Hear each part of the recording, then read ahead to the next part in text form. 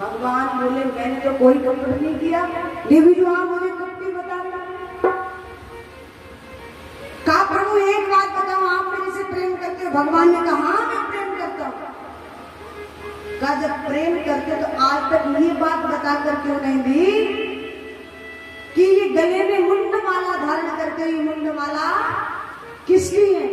भगवान बोले आपने कभी पूछा नहीं और मैंने कभी, भाई आप पूछते और मैं नहीं बताता तो मेरी गलती थी। आपने कभी पूछा नहीं और मैंने कभी, आप प्रभु आज पूछ रही हूँ ये बताओ मुंडमाला।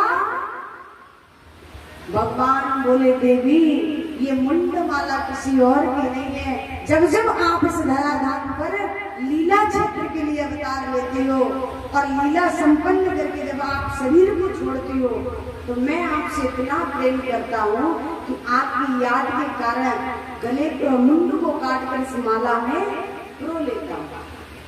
अब तो मैया बोली तब तो आप महाकपटी हो।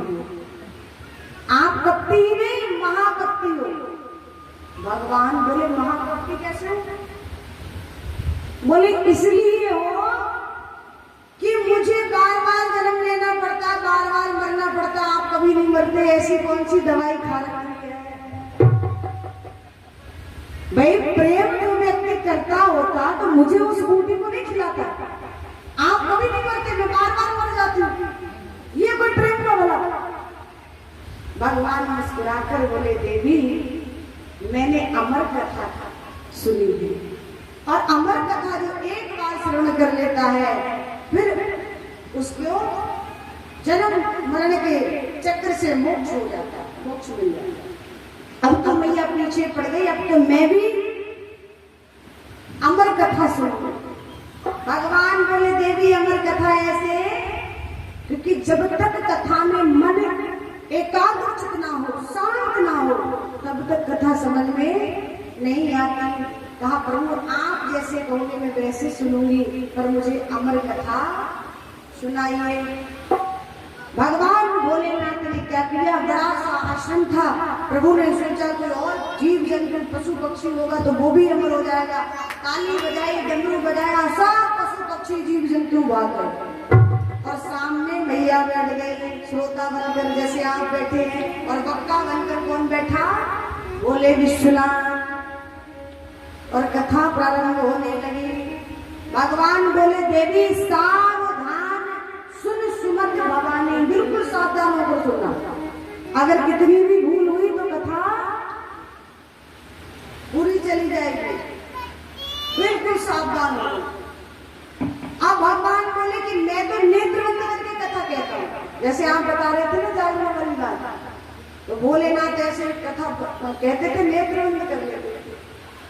और कहा कि यदि मैं नेत्र बंद करके कथा कहूंगा तो मुझे क्या पता सामने वाला कथा सुन रहा है या भाई मेरे नेत्र खुले में सबको दृष्टि रहती है ना, और मैं यूं बंद कर लूं तो तुम सब एक करके निकल जाओगे, कोई दिखाई नहीं देगा। तो क्या इसके लिए मुझे क्या करना है? बोले आपको ओम ओम कहना पड़ेगा, समझे? जिसको कहते हैं हुकरा, आपके यहाँ क्या कहते हैं? कहानी सुनाते उसको हुकरा तो कहते हैं। जैसे दादा दादी कहानी सुनाते थे ना पहले बचपन में, लाला हुकरा देना, तो हु है ना। हाँ, तो बोले उसको कहते हैं संस्कृत में ओम। बोले आपको ओम ओम कहना पड़ेगा, अर्थात हुकरा देना पड़ेगा। बोले ठीक है। आप प्रभु कथा सुना रहे थे, मैया हूँ कह रही थी, हूँ। अच्छा हूँ बंद तो कथा बंद। पहले जब दादा दादी कथा कहानी सुनाते, जब हूँ बंद हो जाती तो कहानी बंद हो जाती। अब तो हुकरा दे रही मैया और कथा चल रही थी, 7वें दिन की कथा चल रही थी। और भगवान शिव कह रहे थे देवी बोली भागवई बिहारी लाल की जय, बोली श्यावर रामचंद्र भगवान की। पहले दिन की जब कथा हुई तो अंडा था ना टूटा हुआ वो जुड़ गया, दूसरे दिन की हुई पूर्ण रूप से तैयार हो गया, तीसरे दिन की हुई जीव पड़ने लगा, चौथे दिन की हुई पूर्ण रूप से तैयार हो गया, 5वें दिन की तो अंडा फूट गया और छठे दिन की हुई तो बढ़िया उड़ने लायक हो गया। 7वें दिन की कथा चल रही थी, पक्षी आराम से बैठा था। भगवान कह रहे थे, देवी भगवान कन्हैया जब लीला को संपन्न करके अपने धाम को गए तो साथ में पीछे से उधौजी गए। इतना का मैया सो गई। अब मैया सोई तो उगरा बंद। उस पक्षी ने सोचा कि अब तक तो मैया उगरा दे रही थी, अब मैया गई सो और कथा शेष रह गई है। यदि मैंने मैया की आवाज में ओम ओम नहीं कहा तो कथा अधूरी रह जाएगी, ना मैया अमर होगी और ना मैं अमर हो पाऊंगा। इसलिए क्या किया, मैया की आवाज में ओम कहना प्रारंभ कर दिया और कहने लगे कि गिरवर पर गिरिजा संग शिव बैठे आसन मान, कि गिरवर पर गिरिजा संग शिव। गिरवर मतलब पर्वत पर, गिरजा मतलब मैया, और शिव कि शिव बैठे